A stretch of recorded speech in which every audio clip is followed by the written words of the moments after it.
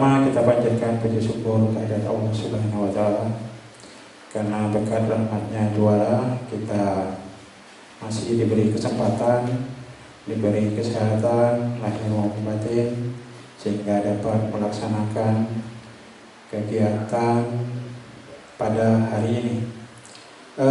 Anak-anak yang kami banggakan, pertama tentu kita dari hati-hatinya memanjatkan puji dan syukur kepada Allah Subhanahu wa taala dengan segala rahmat dan dayanya pada pagi hari ini kita masih diberi kesehatan ya, kekuatan sehingga kita masih hadir di SMA Negeri 1 Bangka Pinang dalam rangka kegiatan kita di masa pandemi ini. Anak sekalian, izinkan kami menyampaikan beberapa hal yang berkaitan dengan masalah beberapa kebijakan, beberapa regulasi dari Kementerian Pendidikan dan Kebudayaan berkaitan dengan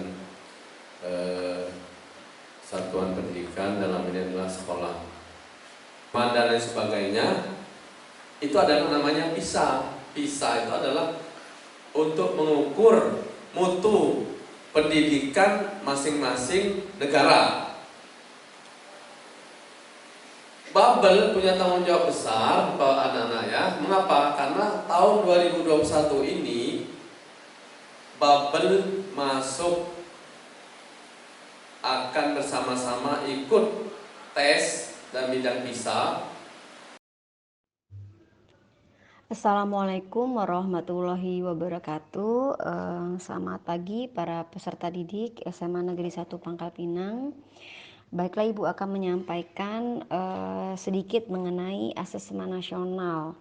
Jadi asesmen nasional ini dilatar belakangi dari hasil PISA Indonesia, di mana hasil PISA ini menunjukkan bahwa kemampuan belajar siswa Indonesia pada pendidikan dasar menengah masih kurang memadai, di mana sekitar 70% siswa di Indonesia memiliki kompetensi literasi membaca, matematika, dan sains itu di bawah kompetensi minimum yang diperoleh dari keseluruhan peserta PISA.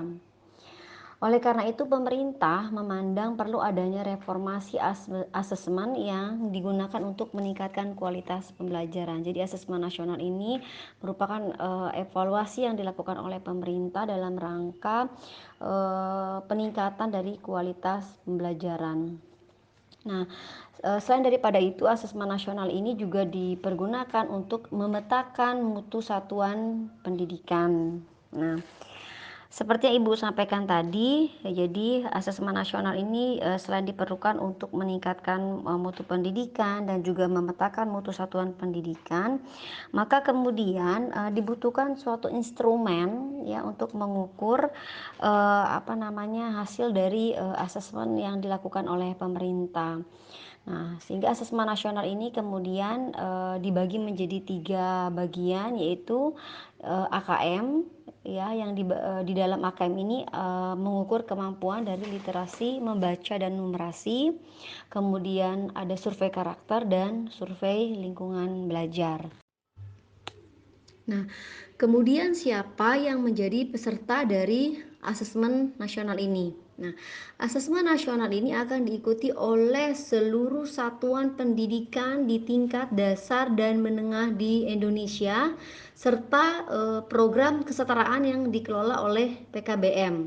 Nah, kemudian di setiap satuan pendidikan, asesmen nasional ini akan diikuti oleh hanya sebagian saja dari peserta didik, yaitu kalau di tingkat dasar itu di kelas 5, kemudian kalau di menengah pertama itu di kelas 8 dan menengah atas di kelas 11 yang dipilih secara acak oleh pemerintah.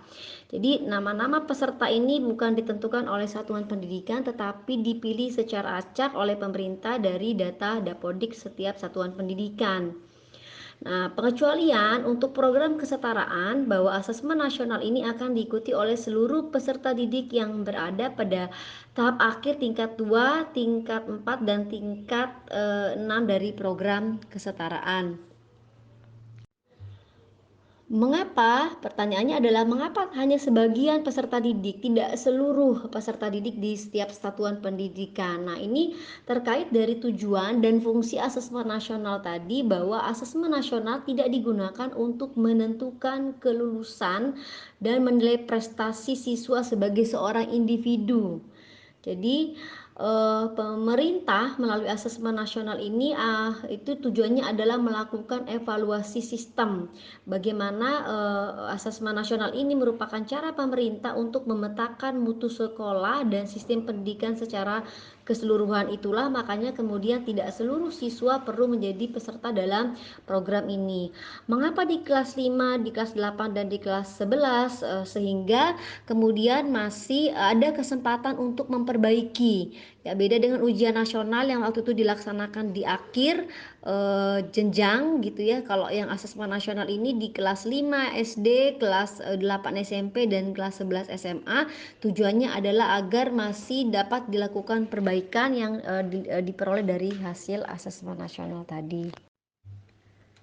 Perwakilan dari tiap-tiap satuan pendidikan yang akan mengikuti dari asesmen nasional ini adalah untuk tingkat SD itu 30 orang dengan 5 orang cadangan.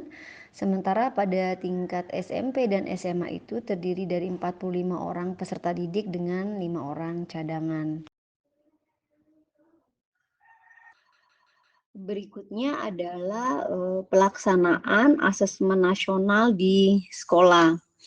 Jadi setiap peserta akan menempuh asesmen nasional selama 2 hari dengan jadwal seperti yang dapat kalian lihat pada slide ini, di mana untuk hari pertama itu akan melaksanakan asesmen dari literasi, membaca, dan survei karakter. Nah, untuk kelas SMA yang kelas 11 itu akan mengerjakan 36 butir soal dalam mengukur kompetensi literasi yang akan dikerjakan selama 90 menit. Kemudian 30 menit berikutnya itu akan mengerjakan soal-soal tentang survei karakter. Nah, berbeda dengan bentuk-bentuk soal pada ujian nasional yang lalu, kalau pada asesmen kompetensi minimum ini bentuk soalnya itu adalah dapat berupa pilihan ganda kompleks, menjodohkan, isian singkat, dan uraian. Nah, untuk yang pilihan ganda, siswa hanya dapat memilih satu jawaban yang benar. Tetapi untuk pilihan ganda kompleks, siswa dapat memilih lebih dari satu jawaban benar dalam satu soal. Nah, yang menjodohkan nanti siswa menjawab dengan cara menarik garis dari satu titik ke titik lainnya yang merupakan pasangan pertanyaan dari jawaban yang diajukan. Kemudian isian singkat itu dapat berupa bilangan atau kata yang menyebutkan nama benda, tempat, atau jawaban yang pasti.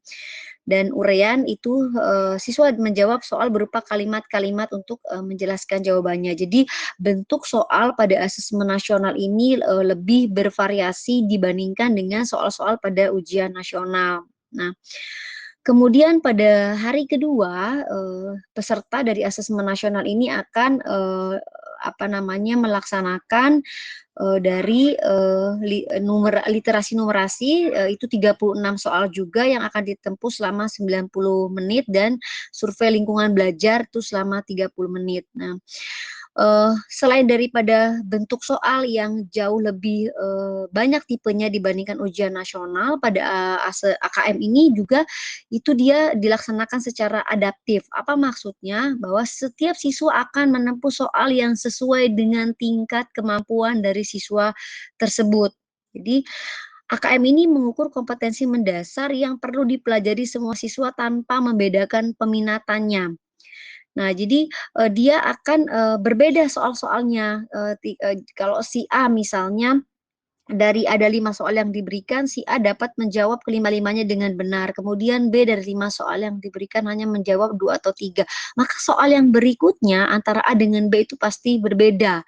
Jadi dia akan sesuai dengan kemampuan dari peserta dari AKM ini seperti itu. Nah, anak-anak mengenai contoh-contoh dari soal AKM, kemudian informasi lebih lanjut daripada asesmen nasional ini, kalian silakan melihat contoh-contoh soal AKM pada halaman https://pusmenjar.kemdikbud.go.id/AKM ini ya, ini Ibu tampilkan di sini alamat dari contoh-contoh soal pada Pusmenjar.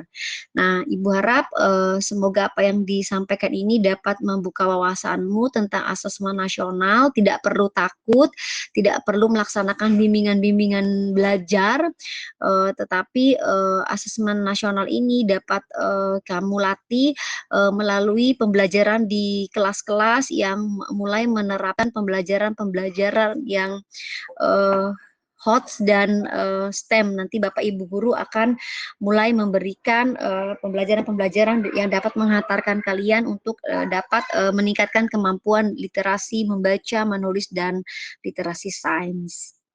Apa yang akan kalian lakukan ke depannya.